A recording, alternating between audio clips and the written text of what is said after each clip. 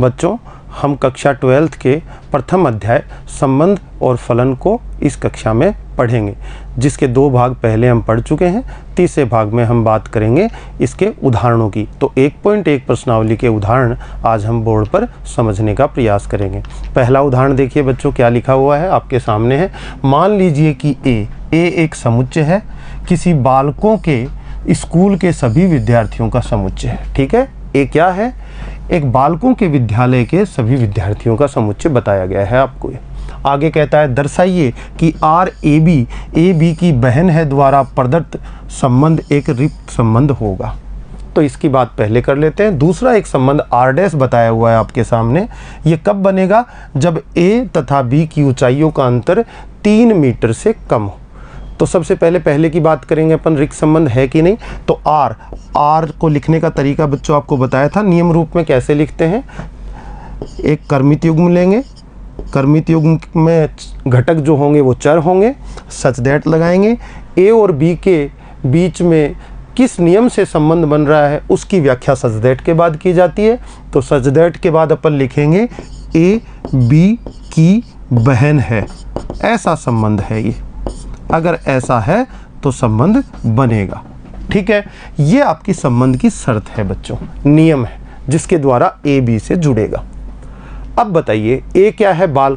आपको साफ ही कहा गया है ए किसी बालकों के स्कूल के सभी विद्यार्थियों का समुच्चय है। तो ए का मतलब जरा मैं यहाँ लिख के बताता हूँ आपको। ए का मतलब क्या होगा? ए का मतलब एक्स सच दैट। समुच्चय निर्माण विधि में लिखते हैं अपन इसको, एक्स सच दैट। एक्स की व्याख्या करेंगे। ए के अंदर एक्स कौन है? विद्यार्थी। जो किसके विद्यार्थी हैं? बालकों की स्कूल के। तो आप लिखेंगे एक्स एक विद्यार्थी है,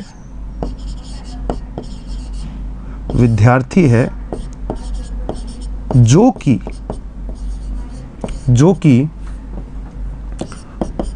बालकों की स्कूल में पढ़ता है। मैंने थोड़ा ठीक से इसको समझाने की कोशिश की है आपको, आप समझें इस बात को। बालकों की स्कूल में पढ़ता है तो विद्यार्थी वहाँ बालक होगा, तो सारे के सारे अवयव जो होंगे ए में क्या होंगे? बालक होंगे। अब बात कही जा रही है ए बी की बहन है, तो ए और बी का संबंध बनेगा।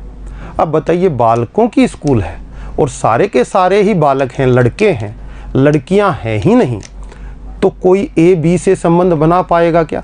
कोई भी ए और बी उस स्कूल के समुच्चय में से तुम उठाओगे तो दोनों लड़के होंगे, क्योंकि लड़कियां तो स्कूल में हैं ही नहीं। तो किसी भी ए का किसी भी बी से संबंध नहीं बन सकता है, इसलिए ये क्या हो जाएगा? रिक्त संबंध। तो ये व्याख्या आप कर देंगे। और रिक्त संबंध को कैसे डिनोट करते हैं? आप कहेंगे R = 5, या फिर मंझले कोष्ठक को खाली रख के बता देंगे। ठीक है बच्चों, ये जो इसका फर्स्ट पार्ट है हमने इस तरह से कर दिया। दूसरा कह रहा है आर डैश। इसमें ए और बी का संबंध बनने की शर्त क्या दी है? ए तथा बी की ऊंचाइयों का अंतर 3 मीटर से कम है। मैं आगे लेता हूं इस बात को, देखिएगा। सेकंड पार्ट जो आर डैश के बारे में हमें बताना है, ये आपका आर डैश। इसको मैं लिखता हूं यहाँ पे ए कोमा बी, कर्मित युग्म संबंध बताएगा, यानी कि ए और बी का संबंध बताएगा। फिर सच दैट बताएगा कि किस तरह से संबंध बन रहा है। तो आप कहेंगे ए तथा बी की ऊंचाइयों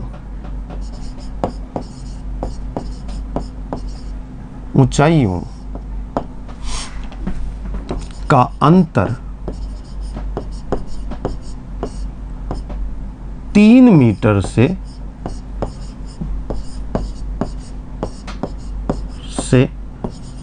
कम है। ठीक, इस संबंध की बात करेंगे कि यह संबंध किस प्रकार सार्वत्रिक संबंध कहलाएगा, यह हमें क्वेश्चन में बताना है। सार्वत्रिक संबंध होगा तो क्या परिभाषा थी सार्वत्रिक संबंध की? किसी समुच्चय ए में परिभाषित कोई संबंध आर सार्वत्रिक संबंध कहलाएगा यदि ए का प्रत्येक अवयव ए के सभी अवयवों से संबंध बना ले, यानी कि सारे बच्चे आपस में जुड़ जाएं।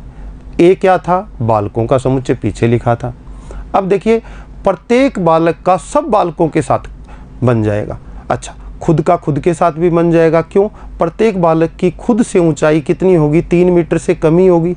आप खुद ही सोचिए, क्या दो बालकों की ऊंचाइयों का अंतर 3 मीटर से ज़्यादा कभी हो सकता है या 3 मीटर हो सकता है? 3 मीटर बहुत ज़्यादा होता है, कभी नहीं हो पाएगा। और 3 मीटर से कम अगर रहा तो संबंध बन जाएगा। तो इसलिए ये क्या हो जाएगा बच्चों? सार्वत्रिक संबंध हो जाएगा। थोड़ा समझने का प्रयास कैसे करेंगे इसको देखिए। ए में मान लिया मैंने कुछ बालक हैं, बालक का नाम है A1, B1, C1 या ABC, कुछ भी ले लीजिए, D1, E1, ये सारे बालक हैं और भी बहुत सारे बालक हैं। ये समुच्चय A है और समुच्चय A से समुच्चय A में ही संबंध बताना है। तो A1, B1, C1, D1, E1 dash dash dash, ये सारे एलिमेंट A में होंगे और मुझे यहाँ से यहाँ संबंध बनाना है R डैश। अब देखिए, बताइए A1 का खुद से, A1 का A1 से जो ऊंचाइयों का अंतर है 3 मीटर से कम होगा कि नहीं? क्यों? खुद से खुद का अंतर तो 0 हो जाएगा, मैं मेरे बराबर तो रहूँगा ही रहूँगा। तो A1 का A1 से ऊंचाई का अंतर 0 है, जो कि 3 मीटर से कम है। शर्त पूरी हो गई। 3 मीटर से कम होगा तो A1 A1 के साथ बना लेगा। अब दूसरा चेक करते हैं, A1 और B1 का चेक करते हैं। अब A1 कोई बच्चा है, B1 कोई दूसरा बच्चा है। भाई इन दोनों की ऊंचाइयों का अंतर 3 मीटर से ज़्यादा तो नहीं हो सकता, होगा थोड़ा बहुत 2-4 इंच का फर्क हो सकता है।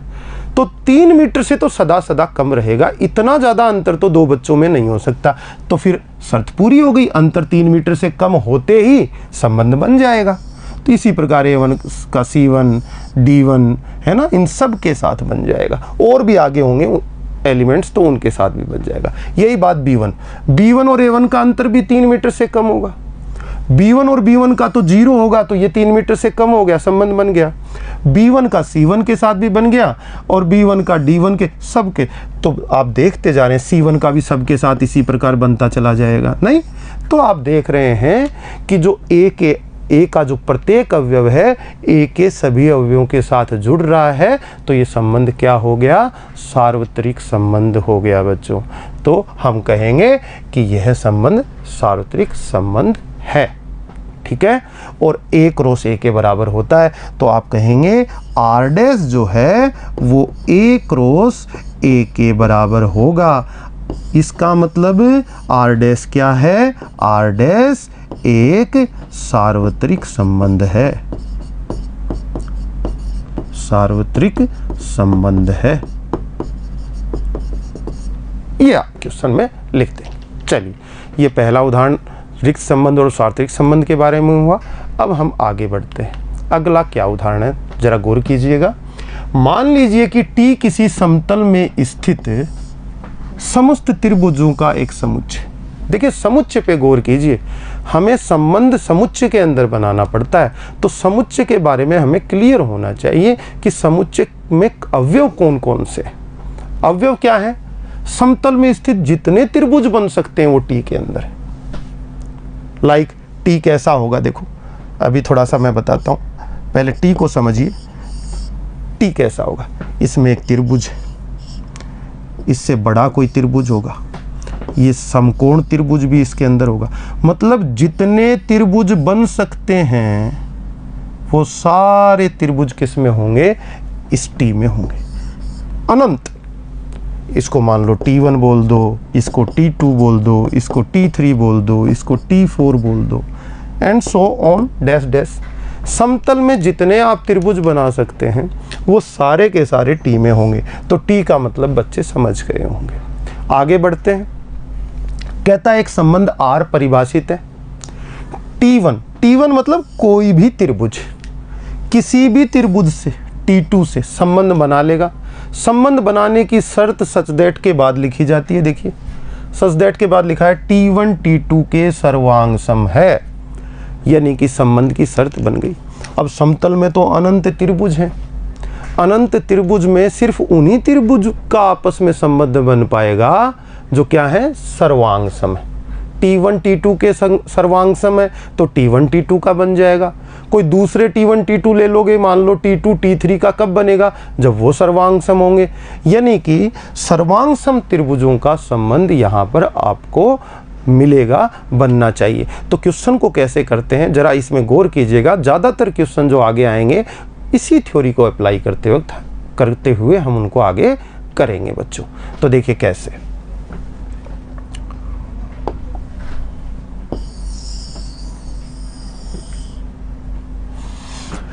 सबसे पहले हम लेंगे समतुल्यता।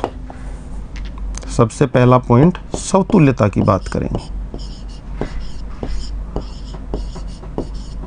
समतुल्यता बताएंगे। अच्छा, तुल्यता संबंध के बारे में आपको पिछली कक्षा में बताया था। अगर कोई संबंध आर तुल्यता संबंध कब कहलाता है, जब वह समतुल्य होता है, सममित होता है और संक्रामक होता है। तो बात समतुल्यता की सबसे पहले चेक कर लेते हैं कि है कि नहीं है। चलिए, समतुल्यता क्या कहती है? समुच्चय का प्रत्येक अवयव स्वयं से संबंधित होना चाहिए। क्या परिभाषा थी? समुच्चय का प्रत्येक अवयव अगर स्वयं से संबंधित हो जाए, जिस भी समुच्चय में आपका संबंध परिभाषित, तो यहाँ किस में? टी में। और टी अभी समझाया आपको किसका समुच्चय? त्रिभुजों का समुच्चय। तो प्रत्येक त्रिभुज का खुद से संबंध बनना चाहिए। अच्छा, संबंध बनेगा कब? शर्त दी हुई है, अगर कोई त्रिभुज दूसरे त्रिभुज के सर्वांग सम है तो उन दोनों का संबंध बनेगा। अब आप ही बताइए, मान लीजिए टी में कोई त्रिभुज है, ये वाला, ये त्रिभुज, ये इसका नाम T1 है। अब ये खुद के सर्वांग सम है कि नहीं है? बिल्कुल है। T1 अगर इस समुच्चय में है, किससे बिलोंग कर रहा है? ये T से। T समुच्चय का नाम है। T1 नाम का समुच्चय T से बिलोंग कर रहा है और ये खुद के सर्वांग सम होगा कि नहीं? तो आप लिख सकते हैं प्रत्येक समुच्चय, प्रत्येक त्रिभुज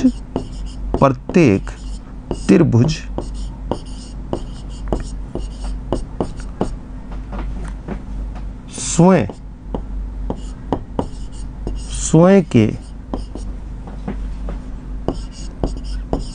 सर्वांग सम होता है।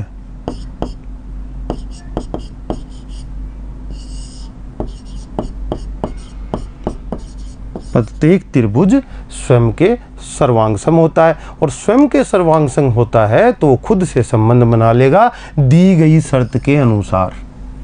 दी गई शर्त के अनुसार वो खुद से संबंध बना लेगा। तो आप कहेंगे फॉर ऑल, सभी T1 बिलोंग्स टू, T के लिए, समुच्चय के सभी जो त्रिभुज T1 सभी को प्रदर्शित कर रहा है, T1 बिलोंग्स टू T के लिए T1 का T1 से संबंध बन जाएगा। कौन सा संबंध? R। ये R संबंध बन जाएगा। अतः संबंध R समतुल्य होगा, ये आपको लिखना होगा। इस तरह से जवाब दिए जाते हैं बच्चों, आप इसको नोट डाउन कर लेंगे। अब अपन सममितता पे बात करेंगे। तो समतुल्यता तो क्लियर हो गई, क्या है? ये समतुल्य है। अच्छा, अब सममितता की बात आगे करते हैं। सममितता क्या कहती है? याद कीजिए, ए बी का मित्र है तो बी भी ए का मित्र हो जाए। तो हम इसको कैसे सिद्ध करते हैं? बोर्ड पे देखिए, सममितता।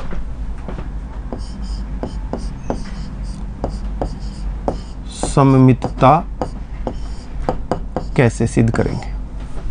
दो अवयव चाहिए, दो त्रिभुज चाहिए, देखेंगे उनका संबंध मान लेंगे। तो माना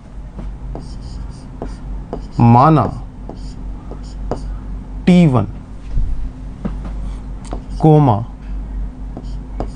T2 बिलोंग्स टू R।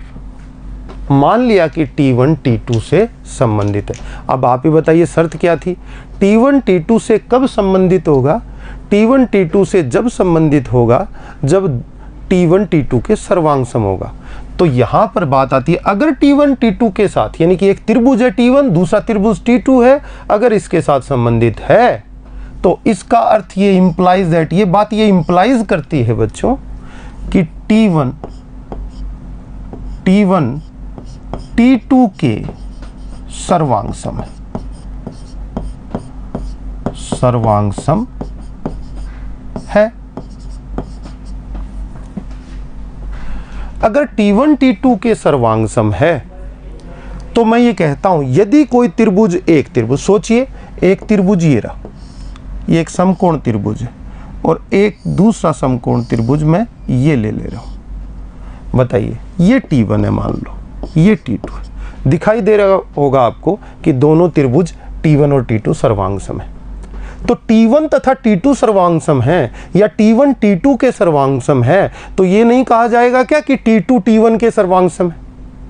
ऐसा कहने से हमें विपरीत संबंध मिल जाएगा। तो हम कह देंगे यदि T1 T2 के सर्वांग सम है तो ये बात इंप्लाइज करती है कि T2 जो है वो T1 के सर्वांग सम है।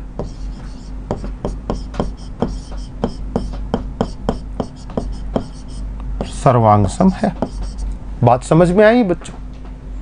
T1 T2 के सर्वांग सम है तो T2 T1 के सर्वांग सम है। तो बच्चों अगर T2 T1 के सर्वांग सम तुमने बता दिया तो T2 का T1 के साथ संबंध बन जाना चाहिए, क्योंकि संबंध की शर्त क्या थी? T2 कोई भी त्रिभुज दूसरे के सर्वांग सम होगा तो उनका संबंध बन जाएगा। तो आप लिख देंगे T2 T1 के साथ संबंधित होगा। इसको इस गणितीय रूप में इस प्रकार लिखते हैं T2, T1 belongs to R। अब आप लेकर क्या चले थे? माना क्या था? T1 का T2 के साथ संबंध और मिल क्या गया? T2 का T1 के साथ संबंध, यानी कि विपरीत मिल गया। A और B का बनेगा तो B और A का भी बनेगा। यहां ये बात सिद्ध होगी। देखो ये A ये B, AB का बना तो BA का भी बन गया। अगर ऐसा हुआ तो सम्मितता आ गई ना संबंध में, तो आप कहेंगे संबंध R क्या हो गया? सम्मित हो गया। अतः एक क्वेश्चन को थोड़ा सा ध्यान से समझ लोगे ना बच्चों, सबका पैटर्न सेम है। हम सम्मितता में क्या करते हैं? हम A और B का मान कर चलते हैं और B और A के बारे में पता लगा लेते हैं। अच्छा, अब हम संक्रामकता आगे पढ़ेंगे। क्या करेंगे? A और B का मान लेंगे तथा B और C का मान लेंगे और A और C का सिद्ध कर देंगे। अगर ऐसा हो जाएगा तो क्या हो जाएगा? संक्रामक हो जाएगा। तो यहां पर देखिए, अतः संबंध R सममित होगा, सम्मित होगा। ये बात सामने है, इसको नोट डाउन कर लीजिए, फिर अपन आगे बढ़ते हैं बच्चों। थर्ड पॉइंट आपका क्या आ गया? संक्रामकता।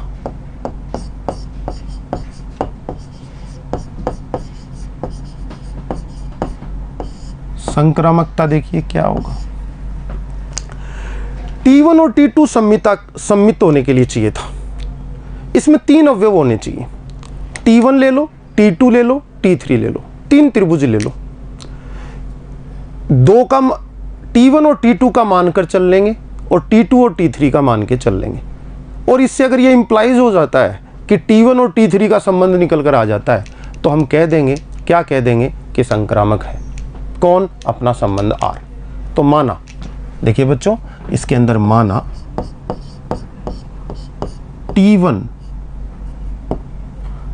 T2 belongs to R। बच्चों T1 T2 के साथ संबंधित है, इसका मतलब गणितीय रूप में यही कहा जाएगा। और T1 T2 के साथ संबंधित है तो अब क्या कहेंगे? क्यों संबंध बना होगा T1 T2 का? अभी पीछे बात हुई थी, T1 और T2 क्या? सर्वांग सम है। तो T1 जो है T2 के सर्वांग सम है, तभी तो बना होगा संबंध। ये तो शर्त है जो पूरी होनी चाहिए थी।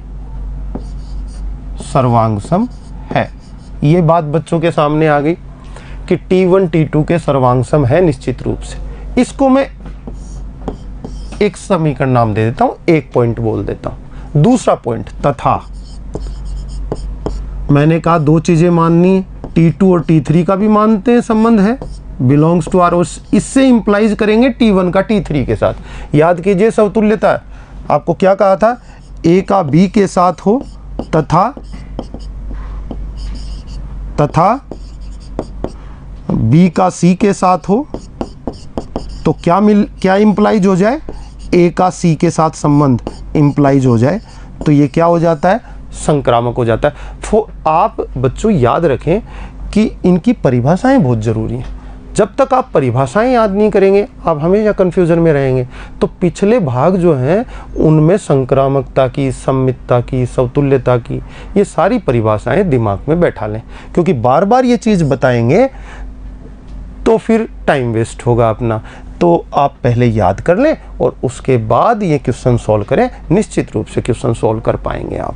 देखिए मैंने क्या कहा, T1 T2 belongs to R और T1 T2 के सर्वांग सम है, ये बात निकल कर आई। तथा एक बात और मानी, T2 T3 belongs to R। It means इसका मतलब हुआ T2 जो है T3 के सर्वांग सम है, सर्वांग सम है। ये दूसरी बात, 1 व 2 से, 1 व 2 से खुद ही सोचिए बच्चों, एक त्रिभुज T1, एक त्रिभुज उसी अनुपात में बढ़ा दिया मैंने T2, और एक त्रिभुज है बच्चों T3। ये दोनों सर्वांग सम है और ये दोनों सर्वांग सम है, तो क्या T1 और T3 सर्वांग सम नहीं होंगे? बिल्कुल होंगे बच्चों, बस यही कंसेप्ट है इसका। T1 T2 सर्वांग सम है, T2 T3 के सर्वांग सम है, तो निश्चित रूप से T1 T3 के सर्वांग सम होगा। इस बात को यहां से आप समझ गए हो। 1 व 2 से हम कह सकते हैं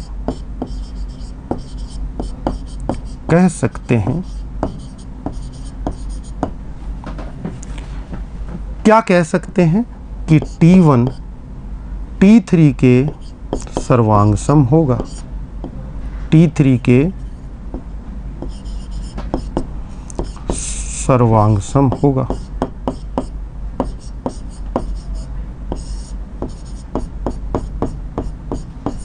ठीक है, इज इम्प्लाइज दैट, ये बात इम्प्लाइज करेगी कि T1 जो है T3 के साथ संबंध बना लेगा, बिलोंग्स टू R। देखिए आप दो चीज़ें लेकर चले थे, फर्स्ट एंड सेकंड, और आपने इससे ये इम्प्लाइज कर दिया। तो क्या हुआ, सर्वांग सम होने के कारण संबंध बन गया और अपना R क्या हो गया, अपना संक्रामक हो गया संबंध। तो आप लिखेंगे इज इम्प्लाइज दैट R क्या है, संक्रामक है।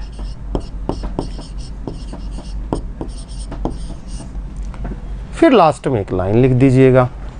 आपने क्या देखा, R क्या क्या है, समतुल्य भी सिद्ध हो गया, सम्मित भी सिद्ध हो गया और आपका संक्रामक भी सिद्ध हो गया। और तीनों चीज़ें जब हो जाती हैं तो उसको क्या बोलते हैं, एक तुल्यता संबंध बोलते हैं। तो ये तुल्यता संबंध है बच्चों। ठीक है, अब अपन आगे बढ़ते हैं, इसको आप नोट डाउन कर लीजिएगा, बुक में देखिएगा और अच्छे से समझेंगे। मान लीजिए कि L किसी समतल में स्थित समस्त रेखाओं का एक समुच्चय। अब देखिए पहले क्वेश्चन को समझिए, L क्या है, L एक समुच्चय। किसका समुच्चय? समस्त रेखाओं का समुच्चय। तो यानी कि L को लिखना हो बच्चों को तो कैसे लिखेंगे, L क्या है, L बराबर X, सच दैट X समतल में स्थित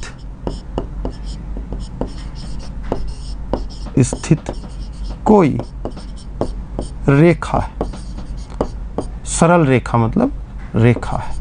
ये हो गया, समुच्चय निर्माण विधि में आपने L को एक्सप्लेन कर दिया। तो समतल ये आपका बोर्ड है, बोर्ड पर जितनी सरल रेखाएं खींच सकते हो, L1, L2, L3, L4, वो सारी की सारी इस L नाम के जितनी भी खींच सकते हो, आड़ी टेढ़ी सी, जितनी भी सरल रेखाएं किसी भी तरह से खींच दो, उनके नाम दे सकते हैं अपन, L1, L2, line 1, line 2, line 3, line 4, line 5, है ना, ये सारे के सारे इस समुच्चय में। अब संबंध बना रहा है R, कह रहा है L1 L2 के लंब है। संबंध की शर्त क्या दे दी, L1 जो है L2 पर लंब है। यानी कि मान लो समतल में कोई रेखा ऐसे है L1 और कोई रेखा L2 ऐसे है, तो बताइए 90 डिग्री का एंगल बन रहा है कि नहीं बन रहा, तो L1 और L2 का संबंध बन जाएगा। लंब होने का मतलब क्या हुआ, दो रेखाओं के मध्य 90 डिग्री का आपका एंगल, कोण बन जाना। कोई रेखा मान लो ऐसे है और कोई रेखा ऐसे है और 90 डिग्री का कोण अगर यहाँ बन रहा है तो ये L1 मान लो, ये L2 मान लो, दोनों का संबंध बन जाएगा। तो क्यों संबंध बन रहा है? अगर एक दूसरे पर लंब है, L1 L2 पर लंब है। अच्छा बच्चों, आप खुद सोचिए, क्या कोई रेखा खुद के ऊपर लंब हो सकती है? नहीं हो सकती। लेकिन एक बात दूसरी ध्यान दीजिएगा, कोई भी रेखा खुद के समांतर जरूर होगी। हर रेखा स्वयं के साथ 0 डिग्री एंगल बनाएगी। 0 डिग्री एंगल बनाएगी तो क्या हो जाएगी? समांतर हो जाएगी। लेकिन लंबवत नहीं हो सकती। कोई रेखा स्वयं के लंबवत नहीं होती, स्टेटमेंट याद कर ले, परंतु समांतर जरूर हो सकती है, समतल में स्थित है तो। ठीक है, तो यहां पर बात करेंगे अपन कि अगर दो रेखाएं परस्पर लंब हैं तो वो संबंध बना रही होंगी। तो समतुल्यता की बात सबसे पहले कर लेते हैं। पहला पॉइंट क्लियर करते हैं, समतुल्यता। अगर कोई रेखा स्वयं के लंबवत नहीं हो सकती तो कभी स्वयं से संबंधित भी नहीं हो पाएगी, कभी अपने आप से संबंध नहीं बना पाएगी। कारण, क्योंकि संबंध की शर्त पूरी नहीं होगी। शर्त क्या कहती है? एक रेखा दूसरी रेखा से तभी संबंध बना सकती है जब वो उसके लंबवत हो, और कोई भी रेखा खुद के लंबवत नहीं हो सकती, इसलिए वो स्वयं से कभी संबंध नहीं बना पाएगी। और खुद से संबंध नहीं बनेगा तो समतुल्यता संबंध में नहीं आ पाएगी, उस संबंध को हम समतुल्य नहीं कह पाएंगे। तो समतुल्यता नहीं है, पता चल गया। लिखने का तरीका क्या होगा? लिखेंगे कैसे, देखिएगा।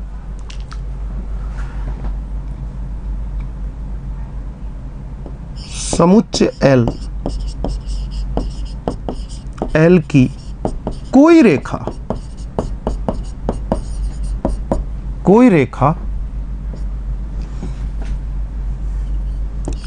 L1, रेखा का नाम दे दिया, कोई भी रेखा L1 स्वयं के लंबवत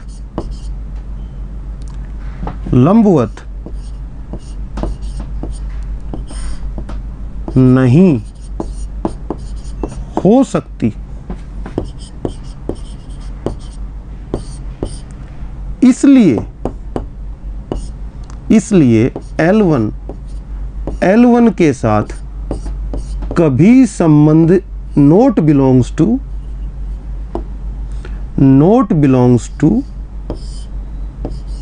R, कभी संबंध नहीं बना पाएगी। मतलब कि L1 कोई रेखा ली, वो खुद के लंबवत नहीं हो सकती, और लंबवत न होने के कारण वो खुद से कभी संबंध नहीं बना पाएगी।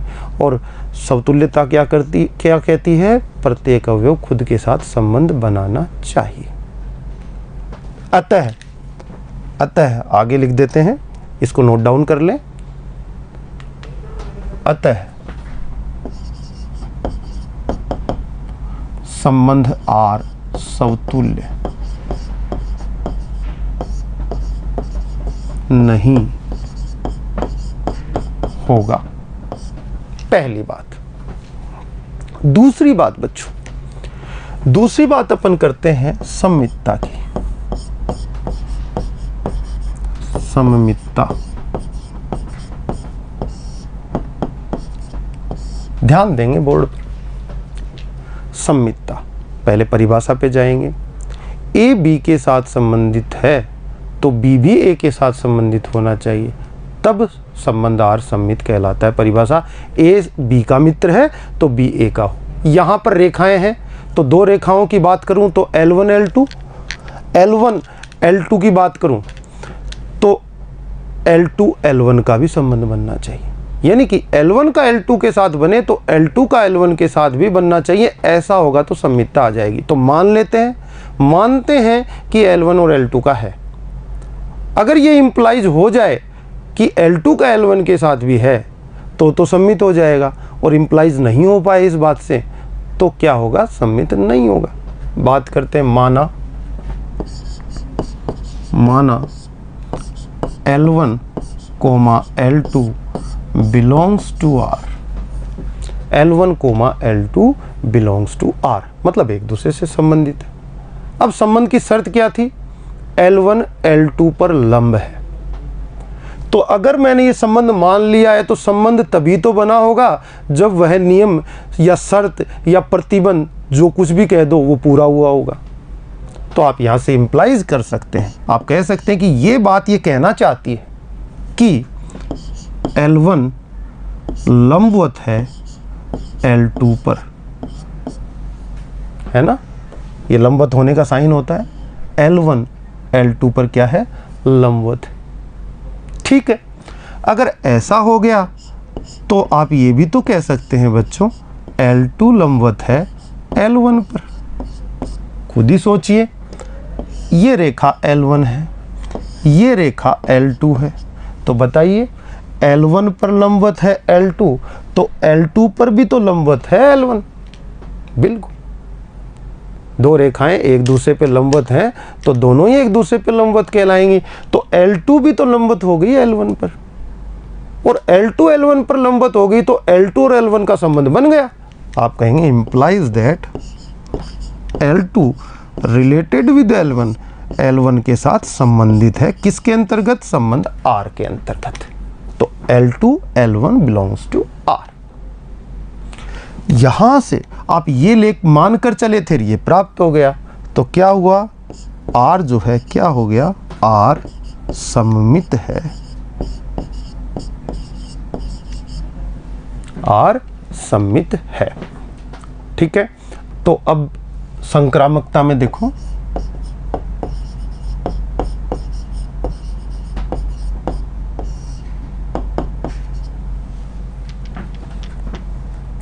माना L1 L2 belongs to R is implies that L1 L2 के लंबवत है। इस बात को ऐसे भी लिखा जा सकता है L1 perpendicular to the L2। ठीक, एक बात और माननी है, तथा L2 L3 belongs to R is implies that L2 is perpendicular to the L3। L2 L3 के लंबवत। ये दो चीज़ें मान ली, पिछले क्वेश्चन में भी हमने यही किया था। L1 और L2 का मान लिया, साथ में L2 और L3 का मान लिया। अब L1 और L3 की जांच कर लेते हैं। तो L1 और L3 की जांच करें उससे पहले L1 L2 का बनाते हैं और L2 L3 का बनाते हैं। सोचिए, एक रेखा है जिसका नाम L1 है, ये रही, और एक रेखा ये वाली है जो 90 डिग्री का एंगल बना रही है, और इसका नाम बच्चों L2 है। तो L1 और L2 का संबंध बन गया आपके सामने। अब L2 L3 का बना रहा है तो एक लंबवत द्विम निर्देशांक ज्यामिति में बच्चों हम बात कर रहे हैं, इसका नाम मैंने कहा L3। ठीक है, खुद देखिए L1 और L2 का बन गया संबंध। क्यों बन गया, क्योंकि दोनों एक दूसरे के लंबवत है, 90 डिग्री एंगल है L1 और L2 में। ये L2 और L3 में भी कितने डिग्री एंगल है बच्चों, 90 डिग्री एंगल है, इसलिए L2 और L3 का भी बन गया। बताइए बच्चों, L1 और L3 का बन पाएगा क्या? क्या L1 L3 के साथ लंबवत है? नहीं है, परस्पर लंबवत नहीं है, ये तो समांतर हो गई। तो यहाँ पर मैं बात कहना चाहूँगा कि मैं इसको एक नाम दे दिया, मैंने इसको दो नाम दे दिया। एक व दो से हम कह सकते हैं कि L1 जो है समांतर है L3 के, अर्थात अगर समांतर है तो लंबवत नहीं होगी।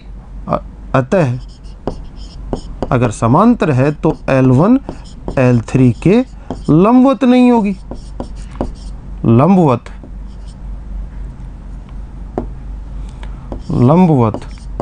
नहीं है। और लंबवत नहीं है बच्चों तो संबंध नहीं बन सकता। L1 L3 not belongs to R, और संबंध नहीं बन सकता। इन दो को लेकर चले थे और L1 L3 का संबंध नहीं बन पाया तो कह देंगे R जो है संबंध संक्रामक नहीं है, संक्रामक नहीं है। तो इसका रिजल्ट क्या निकला बच्चों इस क्वेश्चन का? इस क्वेश्चन का रिजल्ट ये निकला कि संबंध न तो समतुल्य है न संक्रामक है, लेकिन सममित है। और तीनों चीज़ें होती तो तुल्यता होता, इसलिए तुल्यता संबंध भी नहीं। नेक्स्ट क्वेश्चन पे चलते हैं बच्चों। क्या कहता है, सिद्ध कीजिए कि समुच्चय 1, 2, 3 में ये एक संबंध कर्मित युग्मों के रूप में। ये बताओ संबंध को लिखने का कौन सा तरीका हुआ, कर्मित युग्म वाला तरीका। आपको दो तरीके बताए थे, एक तो रोस्टर में कर्मित युग्मों के रूप में लिखना, और एक क्या बताया था आपको, नियम रूप। तो अभी पिछले क्वेश्चन में, इससे पिछले क्वेश्चन में आप नियम रूप देख रहे थे, अभी कर्मित युग्म के रूप में संबंध को उसने दर्शाया है।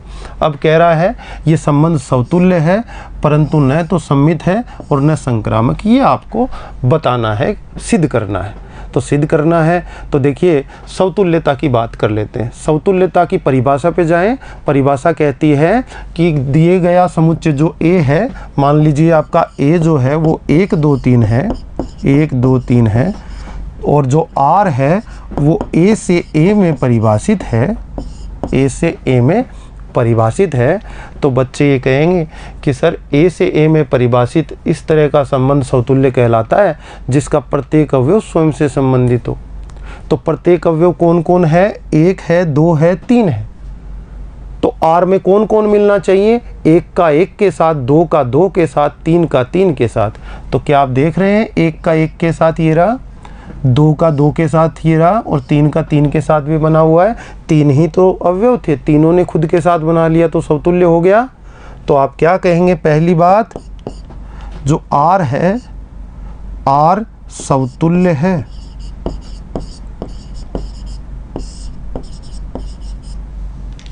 क्योंकि बताइए, परिभाषा से बता देंगे। प्रत्येक अवयव 1 belongs to R, 2 belongs to R, और 3 बिलोंग्स टू R। मतलब 1 का 1 के साथ भी बन रहा है, 2 का 2 के साथ बन रहा है, 3 का 3 के साथ। 3 ही तो अवयव थे, तीनों ने खुद के साथ बना लिया, इसलिए समतुल्य। बात अगली सम्मितता की होगी। तो सम्मितता क्या कहती है, A B का मित्र है तो B A का होना चाहिए।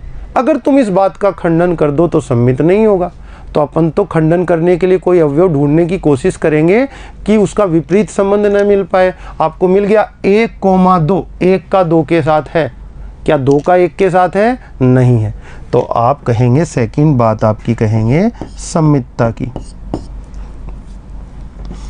सम्मितता में क्या कहेंगे कि R जो है सममित नहीं है, सम्मित नहीं है। क्योंकि कारण देते हैं, क्यों है, क्योंकि 1, 2 के साथ संबंध बना रहा है परंतु 2, 1 के साथ संबंध नहीं बना रहा है, इसलिए सम्मित नहीं है। ये चीज़ें आपको पहले भी सिखाई थी। उसके बाद अपन संक्रामकता की बात कर लें। तो जरा गौर कीजिएगा, 1 का 2 के साथ है, 2 का 3 के साथ है, लेकिन 1 का 3 के साथ मिलना चाहिए था। याद कीजिए संक्रामकता क्या कहती है, A B का मित्र हो, B C का मित्र हो, मतलब A का B के साथ संबंध बने, B का C के साथ संबंध बने, तो A का भी C के साथ बनना चाहिए। तो यहाँ पे देखिए, ये आपका A, ये आपका B, और फिर ये B, ये C, तो 1 का 3 के साथ मिलना चाहिए था, जो कि नहीं मिला। तो आप किस तरह से लिखेंगे इस बात को, संक्रामकता।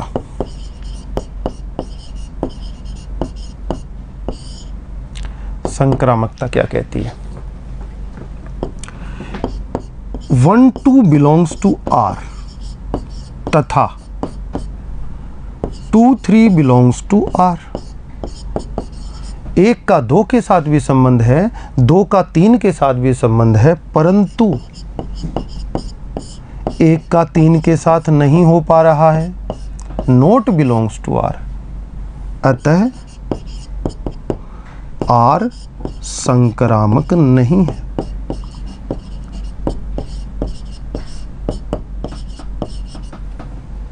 इस तरह से आप इस क्वेश्चन का आंसर दे देंगे।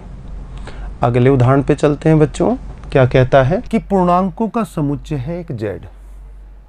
Z क्या है, पूर्णांकों का समुच्चय है। Z को बच्चे जानते होंगे, Z में सभी पूर्णांक होंगे, जैसे कि इधर minus Anant, -3, -2, -1, 0, 1, 2 and so on, ये Z है। तो r जो है आपका z से z में परिभाषित किया गया है बच्चों, z से z में। ठीक है, r को परिभाषित कैसे किया गया है उसको भी पढ़ते हैं। एक अवयव a दूसरे अवयव b से संबंध बना रहा है। कब बना रहा है? जब a माइनस b जो भी वैल्यू हो वो किससे विभाजित हो बच्चों? 2 से विभाजित हो। ये इस प्रकार का संबंध है। तो हमें बात करनी है कि ये तुल्यता संबंध है कि नहीं। तुल्यता के लिए समतुल्यता की जांच होगी, सममितता की जांच होगी और संक्रामकता की। अगर ये तीनों चीज़ें मिलती हैं संबंध में तो उसे तुल्यता संबंध कह दिया जाता है बच्चों। तो अब ध्यान दीजिएगा, अपन समतुल्यता की बात करते हैं। सबसे पहले समतुल्यता। समतुल्यता में देखना क्या होता है, परिभाषा क्या कहती है? प्रत्येक अवयव स्वयं से संबंधित है कि नहीं है, ये देखना होता है। अगर है तो समतुल्य है, नहीं है तो समतुल्य नहीं है, यही बात होगी। तो अपन शुरू करते हैं। देखिएगा कि एक a अवयव ले लेते हैं बिलोंग्स टू z, मतलब एक पूर्णांक ले लेते हैं। के लिए संबंध की शर्त क्या है? a माइनस b 2 से विभाजित होना चाहिए। किससे? संख्या 2 से a माइनस b विभाजित होना चाहिए। अब a का a से संबंध बना रहे हैं तो b की जगह a आ जाना चाहिए। पहला तो a है ही, लेकिन a का a के साथ संबंध बनाओगे तो पहला घटक भी है और दूसरा घटक भी है। तो यहाँ पर कौन विभाजित होना चाहिए? a माइनस a 2 से विभाजित हो जाना चाहिए। तो हम ये देखते हैं होता है कि नहीं। तो हम के लिए a माइनस a बराबर 0 जो कि 2 से विभाजित होता है। अगर a माइनस a 2 से विभाजित होता है तो संबंध का जो प्रतिबंध है वो पूरा हो गया। यानी कि हम कहेंगे, ये बात इंप्लाइज करेगी कि a का a के साथ संबंध स्थापित हो जाता है। For all a belongs to z, प्रत्येक पूर्णांक के लिए बात सत्य है। इसका मतलब 2 2 से बना लेगा, 3 3 से बना लेगा, 4 4 से बना लेगा। क्यों बना लेगा? 4 माइनस 4 बराबर 0, जो कि 2 से विभाजित होती है। तो बच्चे ये कह देंगे कि ये समतुल्य है। तो इम्प्लाइज दैट आर समतुल्य है। ये आपके सामने आ गई। बच्चों आगे देखते हैं, अगला सममितता की ओर बढ़ते हैं। सममितता क्या कहती है?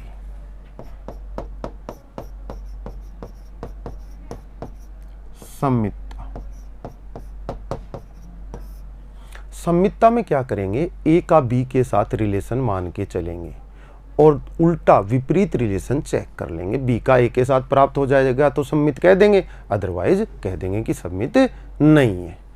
तो आप कहेंगे माना a का b के साथ संबंध है। कौन सा संबंध? r, जो दिया गया है आपको। अगर a का b के साथ संबंध बन रहा है बच्चों, किसी पूर्णांक का किसी दूसरे पूर्णांक के साथ बन रहा है, तो इसका मतलब संबंध बनने की शर्त क्या थी? पीछे देखिएगा क्वेश्चन में a माइनस b 2 से विभाजित होना चाहिए, तभी तो a का b के साथ बनेगा। तो प्रतिबंध तो संतुष्ट होना चाहिए बच्चों। तो बच्चे कहेंगे कि a माइनस b जो है 2 से विभाजित होता है।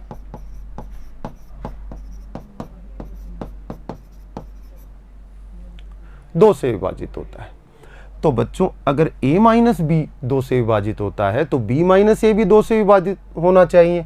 सोचिए 4 माइनस 2 बराबर कितना? 2। 2 से विभाजित होता है a और ये b। उल्टा कर दोगे b माइनस ए, यानी कि 2 माइनस 4 बराबर माइनस 2। माइनस 2 भी तो 2 से विभाजित होता है, यानी कि a माइनस बी 2 से विभाजित होता है। तो ये बिल्कुल सत्य प्रतीत होता है कि b माइनस ए भी 2 से विभाजित होगा।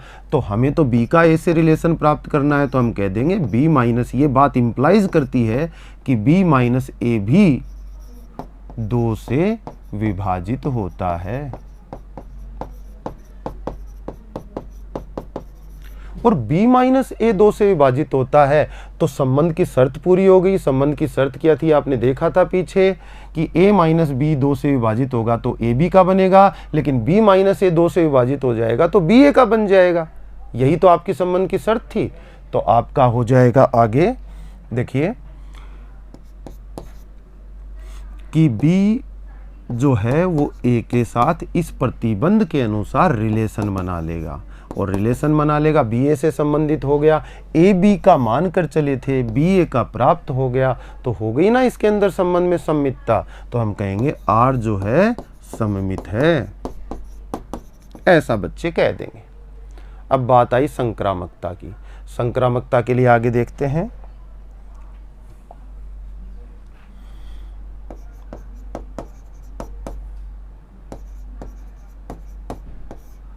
संक्रामकता क्या कहती है? माना, आप खुद ही याद कीजिए, ए का बी के साथ हो तथा बी का सी के साथ हो, तब ए का सी के साथ मिलना चाहिए संक्रामकता के लिए। तो अपन दो संबंध मान के चलेंगे, एक तो ए का बी के साथ और एक बी का सी के साथ। तो माना A B belongs to R, it means a minus b, संबंध की शर्त क्या है? दो से विभाज्य है, विभाजित होता है, यही है शर्त। इसको एक बात बोल देंगे, स्टेटमेंट फर्स्ट।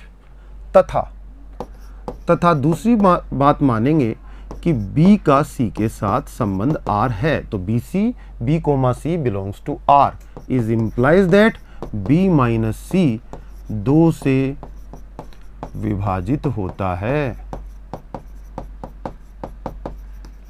यहां ये बात आ गई, तो इसको स्टेटमेंट 2 बोल देंगे। दूसरा वक्तव्य आपका 1 व 2 से हम कह सकते हैं कि A माइनस सी भी 2 से विभाजित होता है।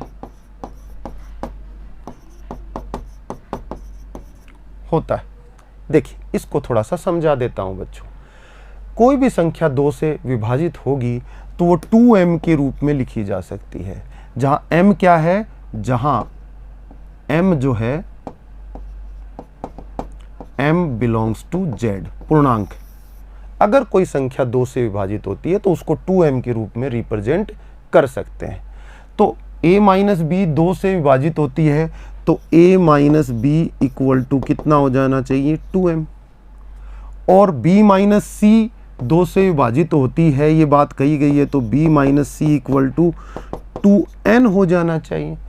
इन दोनों को जोड़ें तो यहां से a minus B plus b minus C, और यहां कितना हो जाएगा?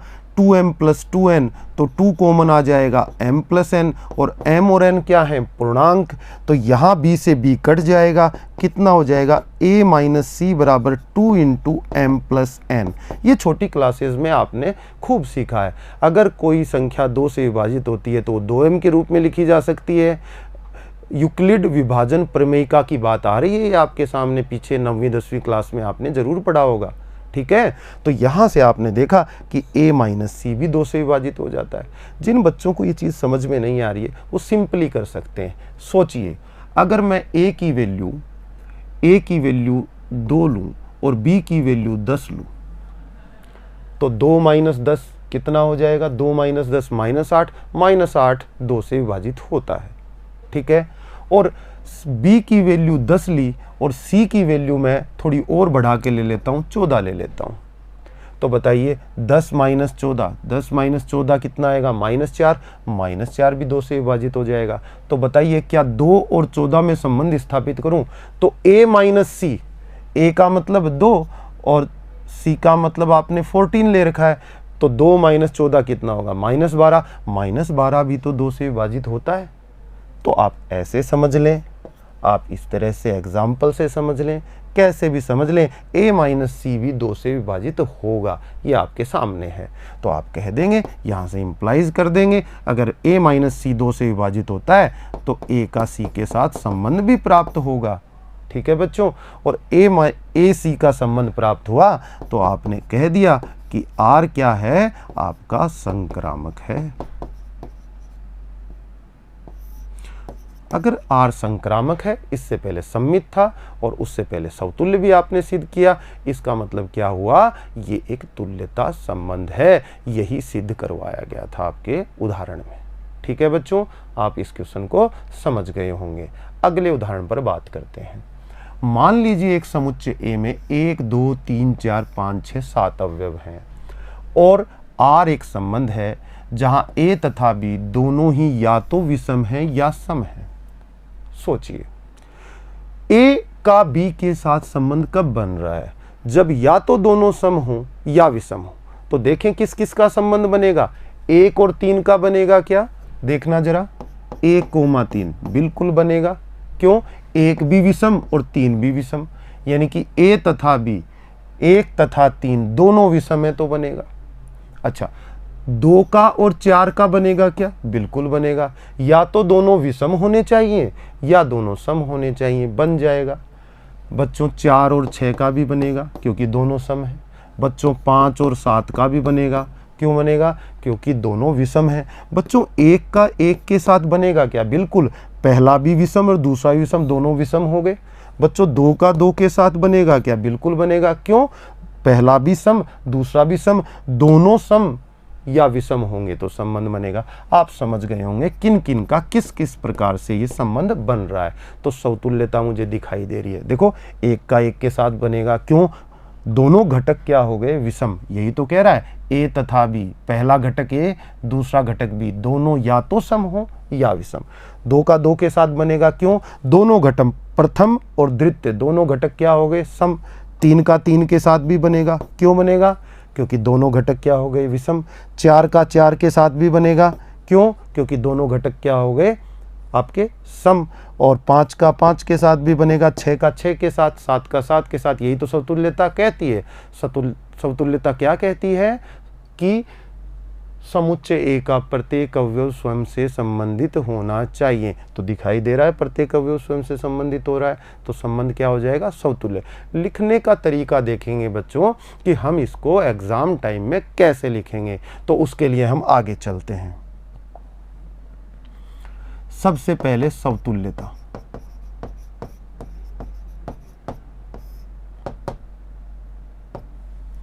तो हम पहले तो ये बताएंगे कि R कहाँ से कहाँ परिभाषित है। A से A में ये पता होना चाहिए, जहाँ A की वैल्यू कितनी है? 1 2 3 4 5 6 7, इतनी ही वैल्यू है।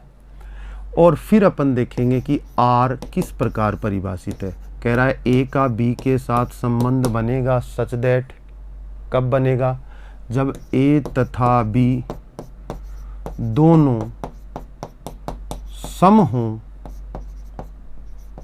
या विषम, ऐसा संबंध है। ये आपके सामने लिख भी दिया है तो आपको क्लियर हो गया। इतना क्वेश्चन के बारे में पता होना चाहिए। समतुल्यता में क्या देखते हैं? किसी अवयव A का स्वयं के साथ A, A belongs to R। तो हम कहेंगे माना A बिलोंग्स टू A, तब एक A अवयव है जो समुच्चय A के सभी अवयवों को प्रदर्शित कर रहा है। तब A तथा B, यानी कि B की जगह क्या आना? A का A के साथ दिखाना चाहते हैं तो द्वितीय घटक भी क्या हो जाएगा? A। तो हम B की जगह क्या प्रतिस्थापित कर देंगे? A। और फिर स्टेटमेंट को पढ़ेंगे। अगर स्टेटमेंट सही है तो A का A के साथ बनेगा, और अगर स्टेटमेंट गलत हो जाता है तो A का A के साथ नहीं बनेगा। लेकिन हमें क्वेश्चन करने का तरीका मैंने आपको क्या बताया हुआ है? B A का A के साथ बनाना हो तो जहां B लिखा हुआ है वहां A प्रतिस्थापित कर दो, और स्टेटमेंट देखो सत्य है या असत्य। सत्य होगा तो बनेगा A का A के साथ, असत्य हो जाएगा तो नहीं बनेगा। A तथा B की जगह क्या आ गया? A दोनों, बताइए, A तथा A दोनों सम होंगे या विषम होंगे। ये बात सत्य है क्या? बिल्कुल सत्य है। देखो, A बराबर मैं 1 लेता हूं, A बराबर 1 लेता हूं तो 1 तथा 1 दोनों विषम हो गए। तो या तो दोनों सम हो या विषम हो, संबंध बच जाना चाहिए। चलिए सम राशि लेते हैं। A बराबर मैं सम लेता हूं 2, तो A तथा A दोनों सम हो जाएंगे, तब भी संबंध का प्रतिबंध संतुष्ट हो गया। तो सम और विषम दोनों के लिए संतुष्ट हो रहा है, तो हम कहेंगे ये बात इंप्लाइज करेगी कि A बिलोंग्स टू R, प्रतिबंध आपका संतुष्ट हो चुका है। तो बच्चे कहेंगे ऐसा हो गया, प्रत्येक ए के लिए खुद के साथ संबंध स्थापित हो गया है, तो R समतुल्य है। ये चीज। अब सममितता की बात आएगी, तो सममितता देखिए कैसे करेंगे।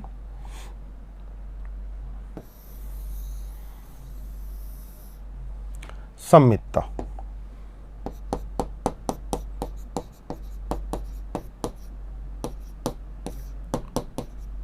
माना A B belongs to R, A तथा बी दोनों सम या विषम हैं। यही बात हुई। मैंने मान लिया कि ए का बी के साथ संबंध है, तो ये प्रतिबंध तो संतुष्ट हुआ ही होगा।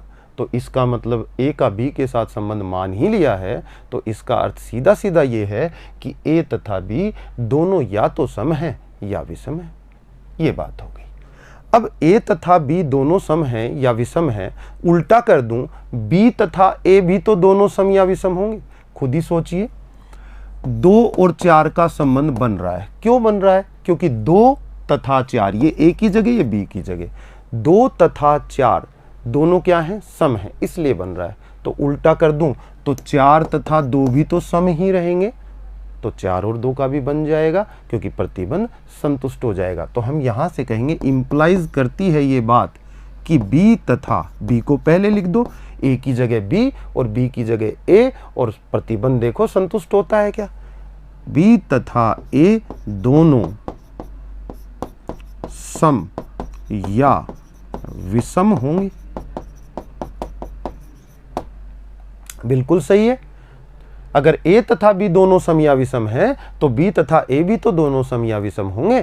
तो बी तथा ए दोनों सम या विषम होंगे, ये स्टेटमेंट सत्य हो गया, तो प्रतिबंध संतुष्ट हो गया, और आप लिख देंगे b a belongs to R. आप ए का बी के साथ मानकर चले थे बच्चों, और बी का ए के साथ आपको प्राप्त हो जाता है, तो आप यहाँ कह देते हैं कि जो आर है वो क्या होगा बच्चों? सममित होगा। ये लीजिए, ये आपका क्या आ गया? सममित आ गया। तो सममितता भी इसके अंदर आ गई। अब इसकी संक्रामकता के बारे में बात कर लेते हैं।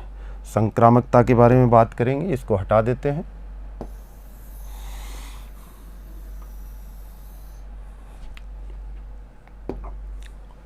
संक्रामकता,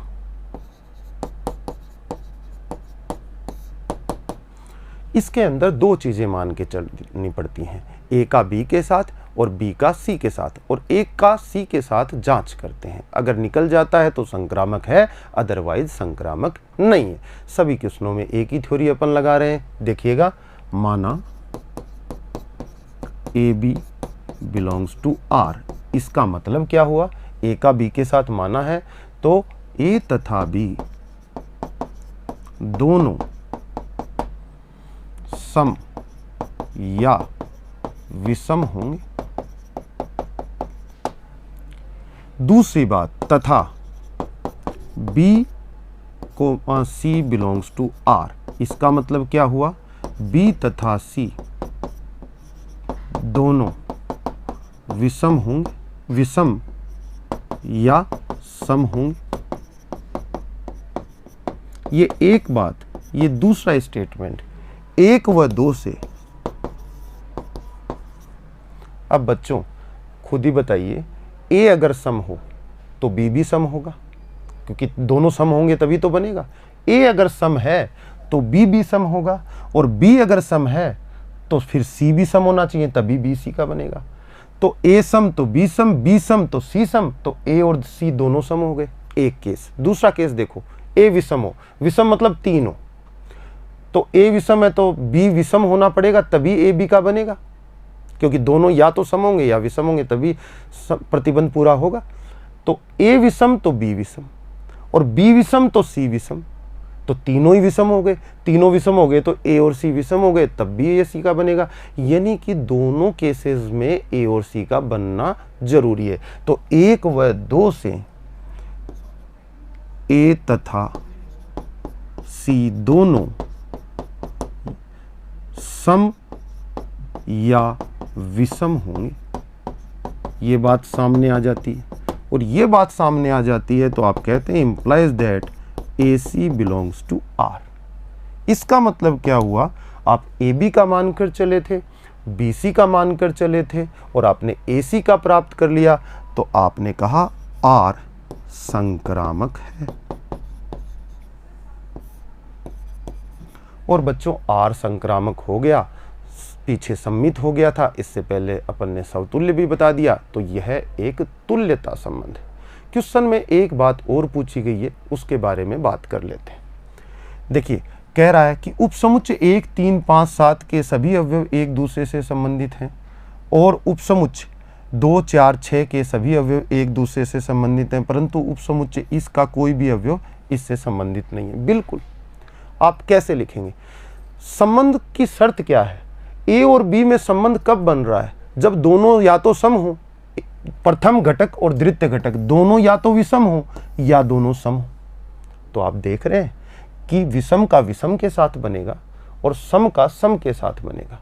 तो आप यहाँ कहेंगे, इसके लिए आप कहेंगे कि प्रश्न के संबंध के प्रतिबंध के अनुसार कोई भी विषम संख्या केवल और केवल विषम संख्या के साथ संबंधित हो सकती है, तथा कोई बात सुन लीजिएगा और इसको नोट डाउन कर लीजिए, कोई भी विषम संख्या केवल और केवल विषम संख्या के साथ संबंधित हो सकती है, तथा कोई भी सम संख्या केवल और केवल सम संख्या के साथ संबंधित हो सकती है। कोई भी विषम संख्या किसी भी सम संख्या के साथ संबंध नहीं बना सकती। उस स्थिति में संबंध का प्रतिबंध पूरा नहीं होता है, क्योंकि फिर दोनों सम या विषम वाली बात खत्म हो जाती है। तो हम कहेंगे कि 1, 3, 5, 7 के सभी अवयव आपस में संबंधित हो सकते हैं, यानी 1 3 के साथ, 5 के साथ और 7 के साथ ही बना सकता है, किसी और के साथ नहीं बना सकता। दूसरा उपसमुच्चय 2, 4, 6 के अवयव भी आपस में संबंधित होंगे और 1, 3, 5, 7 का कोई भी अवयव 2, 4, 6 के साथ संबंधित नहीं हो सकता, क्योंकि पहले ही कह दिया गया है सम संख्या सिर्फ सम संख्या के साथ संबंध बनाएगी और विषम संख्या सिर्फ और सिर्फ विषम संख्या के साथ संबंध बनाएगी। तो बच्चों, इस तरह से आप इसकी बातों को लिख देंगे। तो अगली जो अपना भाग आएगा उसके अंदर हम पढ़ेंगे आगे प्रश्नों 1.1 प्रश्नमाला के हल प्राप्त करेंगे। बच्चों, उदाहरणों को ठीक से समझना। आज के लिए इतना ही, धन्यवाद।